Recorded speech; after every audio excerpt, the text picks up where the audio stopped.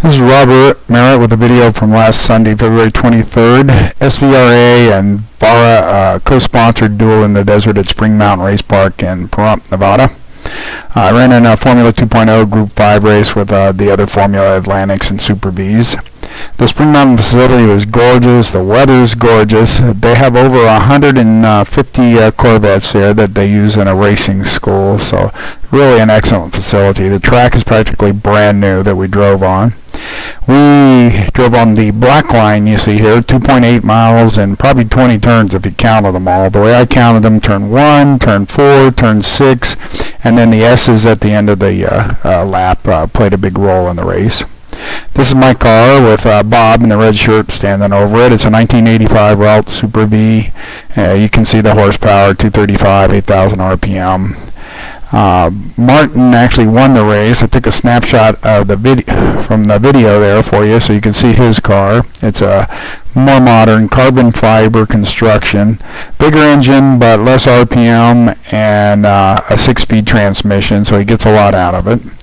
And then Ed is who I tried to pass for second, who passed me for second, and he's in a 1978 Chevron B45, a Formula Atlantic with a smaller engine, liters-wise, but very high RPM, very fast cars, and a lot of fun to run against. Start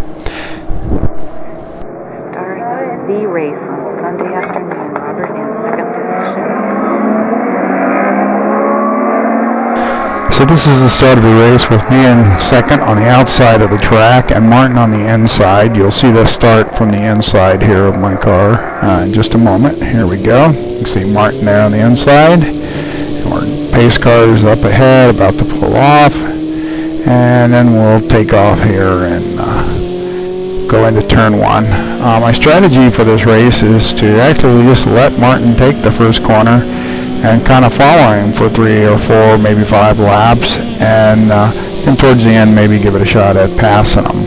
As we'll find out in a little while, that strategy didn't quite work. This first lap here is pretty much uninterrupted. I put the track map in at one spot here in a minute. This is turn 4, kind of a short right-hander, but pretty fast actually. And then we go down into what we called the hairpin, because you just about come to a stop before you turn back to the left and go up what I would call the central straight. It's right in the middle of the track and going away from where the spectators are. You can see the little red arrow down there at the bottom right of the screen. Get up to about 120 here and brake down, brake and go down a couple gears from 5th to 3rd and go around this corner. And then it's really back up all the way back up to 5th gear here at 120 again before this next turn, which has a lot of different lines through it, and I don't think I ever really found the right one. As you can see, my strategy of just staying close behind Martin is working pretty well here. I'm nice and close and not really concerned too much about Ed. We're getting ready to come around through the tight section, and I should be a little quicker than him, and you'll see later in the race I was catching Martin there and him, and so I'm thinking my strategy is working. And so here's the end of the first lap here. This is actually going into the tighter sections, like turn 8 or 9 or so, and so I'm not really too worried about Ed, and just paying attention to Martin. I think after this next couple corners here, we'll switch to an exterior view, and you'll hear my crew advise me pretty much to pay attention to Martin. Seemed right at the time. And I'm going to go ahead and switch this to the exterior audio.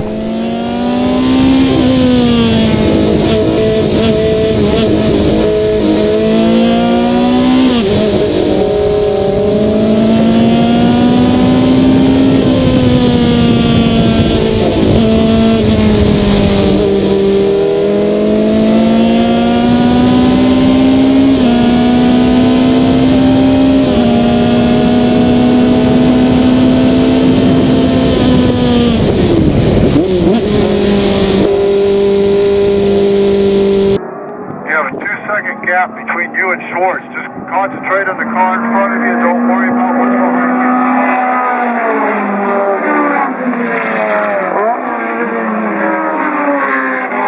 you. So as you can see from the exterior view and also from my crew chief, I was 6, 8, well probably like 8 to 10 car lengths in front of Ed and right behind Martin, particularly there through turn 1 and right here in turn 4. And so I'm focused on staying ahead of Ed. As we come out of the hairpin though and I shift up through the gears, if you listen close you'll hear a mistake. So going back to the natural audio.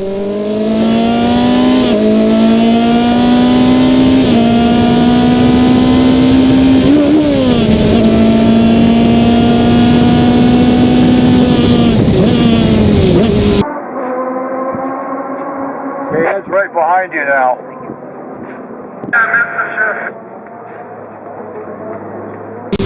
So hopefully you could hear me miss the shift in the car and then hear my crew chief Bob tell me about it and hear me respond with miss the shift. It probably didn't sound like much and you wouldn't think it much different, but you can see how far Martin is ahead of me. And then that also allowed Ed to catch up a lot closer to behind me. In fact, more than I realized. And so even though that happened, I'm not too worried. As you can see here through these the tight section of the track, which we're entering again here at turn 8, 9, and then through the S's, I catch right back up to Martin. So I'm not really too worried about Ed here as we come to the end of the lap 2. I'm just going back to what my original plan was, which is to chase Martin and stay close here.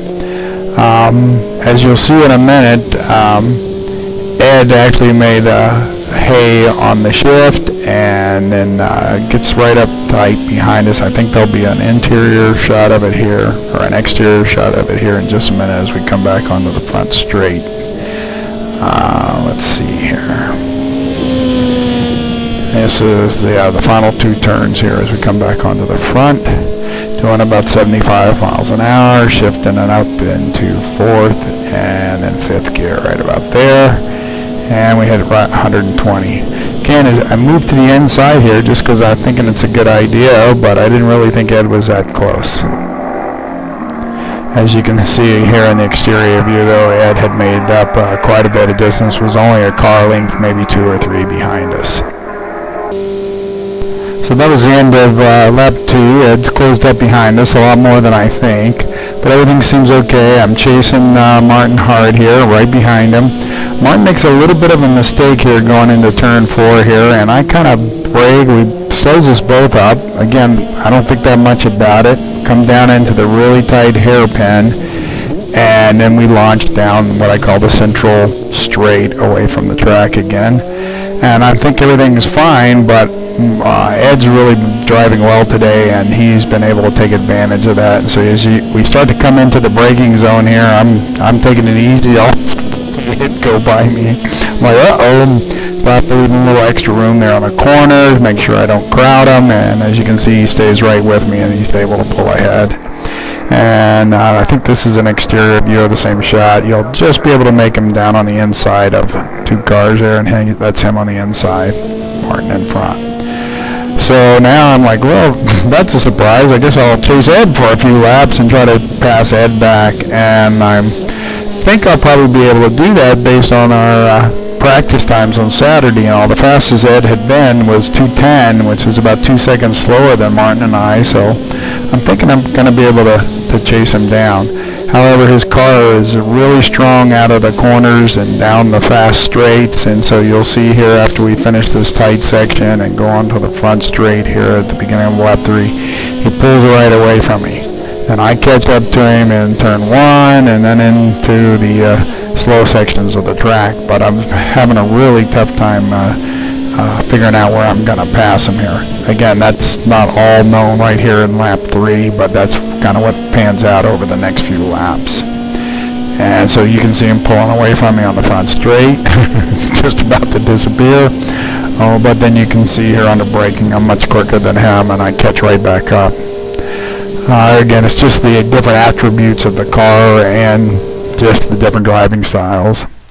So there's the blue arrow right in the middle, turn 4. That's going to come into play in about 3 laps from now. I think at the beginning of lap 6, right after we start lap 6, we'll go through turn 1. I'll be right behind Ed, and we'll make a boo-boo. And so this is the end of lap 5, beginning of lap 6. You can see I'm a lot closer to Ed now. And here it is from the inside. And this is where I'm going to go into that turn 4 after we make this big right. A couple little lefts. And try to pass Ed. Go back into second place, excuse me. So here we are, I'm right behind him, set up wide right here. I'm on the gas early. I'm going to drive down in here. Everything looks perfect. I'm braking, and then I kind of chicken out, to be honest, and I go up on the slick red and white painted apex there and lose grip and spin out, and Ed keeps going. I'm facing backwards down the track. I'm able to see real far, and so I do something I really shouldn't do probably, which is back up right here a little bit, but I knew everybody else was way behind. In general, you don't want to do that on the racetrack. You're liable to back into someone that's coming around the corner. But anyway, I'm underway again and still in third place. Not too much time left in the race, I don't think. I know, so don't really have much hope of catching them. So I'm going to finish third overall. The two cars in front of me are in a different class, so I'm going to finish first in class. So at this point, I'm just trying to clean off my left front tire, which has got some rocks and stuff in it, and just finish the race and have a little laugh over my silly mistake. But to add insult to injury here, I think in just a second here, the camera breaks off, and so that's what the video looks like the rest of the race, so you won't be seeing much more. This last shot is me coming into pits with my little checkered flag for finishing first place for my class, third overall. And then here at the end, I want to thank Bob and his wife Sherry, who came with him this weekend. Bob's a super crew chief, and my lovely wife, who chases everything I ask for. And had a great race, good lap times. Can't wait to go back and see it again. This is a list of my laps and the lap times. They're off by 1 lap because it counted the out lap, but you can see 207.9 would have been my fastest lap if I put all my sectors together. Thank you.